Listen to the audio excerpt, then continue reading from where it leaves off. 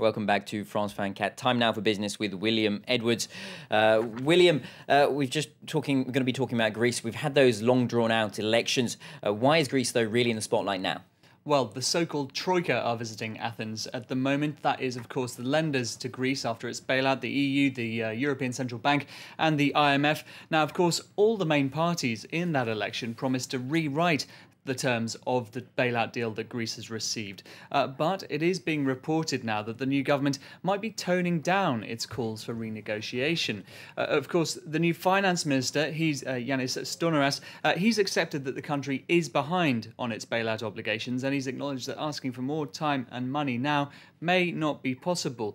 So to tell us more about this situation, we're joined now by our Athens correspondent, Natalie Savarikas. Thanks for joining us, Natalie. Firstly, could you tell us, is it confirmed that Greece will be backing down a bit on its plans to rewrite the bailout agreement? Well, essentially, it's very difficult to talk of renegotiation when Greece is off track in its reforms and overall fiscal program implementation. So I think what Stounaras was alluding to is, first, let's show that we'll be implementing all those reforms and that we're serious about it. And then it might be easier for us to actually have some clout when we ask for changes in our bailout program. And that was very much echoed by the development minister, Kostis Hatzidakis, the other day, who said it's in our court, the ball is in our court, and it's more likely for our creditors to accept changes if we show some goodwill and reform implementation. Natalie, Luke Brown here in the studio. The new government is facing a big to-do list. What do they need to do to get back on track with their bailout commitments? Well, the list is long. What it essentially needs is a budgetary surplus, which is essentially cut down on expenses and have more income, increase that income. So in order to achieve that, it needs to shut down unnecessary state agencies.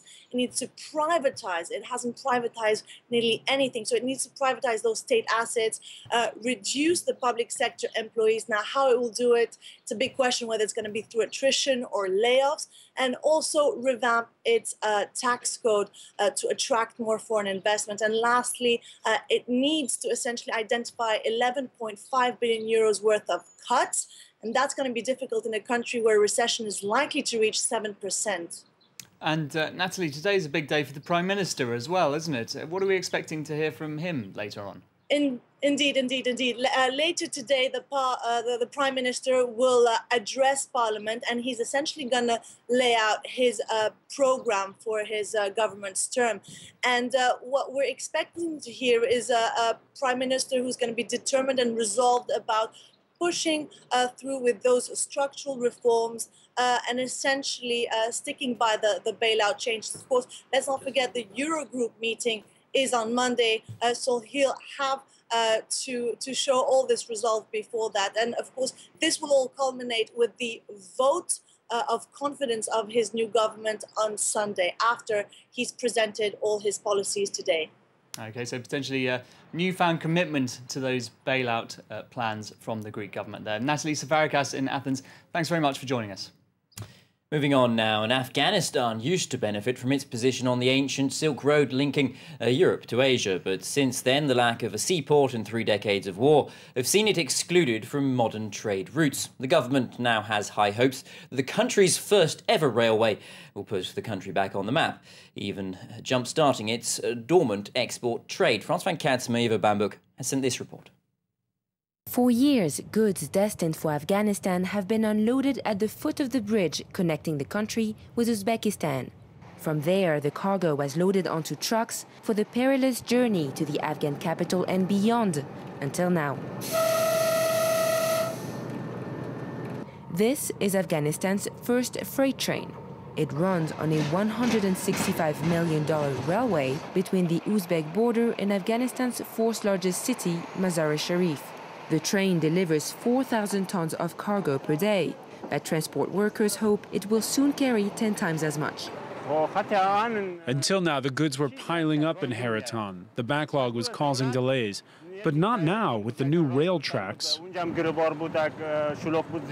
the time being, the train mostly brings goods into Afghanistan: fuel, wheat, timber, as you can see, but also humanitarian aid and food for US soldiers.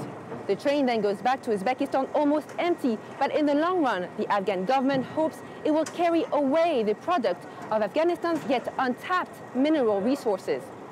To that end, the government wants to turn the train line into a nationwide rail network, connecting Afghanistan to each of its neighbours. The ring railway is 3,650 kilometres long. We've been making contact with our 5 neighbours about connecting to their infrastructure: Iran, Pakistan, Turkmenistan, obviously Uzbekistan through Hariratan, and also Tajikistan. Through the port of Shirkan Bandar, we can even reach out to China. NATO also has big plans for the new railway. The tracks were extended a few kilometers south to the NATO military base outside Mazar-e-Sharif. It won't be long until coalition forces use it as an exit route as they pull out. Moving to the global recession, and central banks around the world are really trying to do their best to find a response. Yeah, let's take a look at what they've been up to try and get a grip on that. Let's start in Europe. The European Central Bank has cut its interest rates to a new historic low. They're already at lows of 1%. They're now 0.75%. While the deposit rates, that's something that banks have to think about, that is now at 0%. That's intended to encourage banks to lend more freely to each other. Meanwhile, the Bank of England over in the UK, they are launching more stimulus for that economy. £50 billion is being injected into the economy in quantitative easing. Of course, they are back in recession at the moment, a double-dip recession, they're calling it. It's the second recession in not very long, just a couple of years. So they say, being dragged down by the Eurozone crisis, although the figures there are, at the moment, for GDP, slightly worse than, for example, France and Germany. Also, that's it here in the Eurozone and the European Union. The Chinese central bank also was taking moves this time to slow growth down. To try to prevent it slowing down further, in fact, because, of course, a slightly different story there. While the EU is really stalled at the moment, China is still seeing growth, and while it is slowing down, they are trying to encourage it, keep it going. The People's Bank of China has cut interest rates to 6.75%.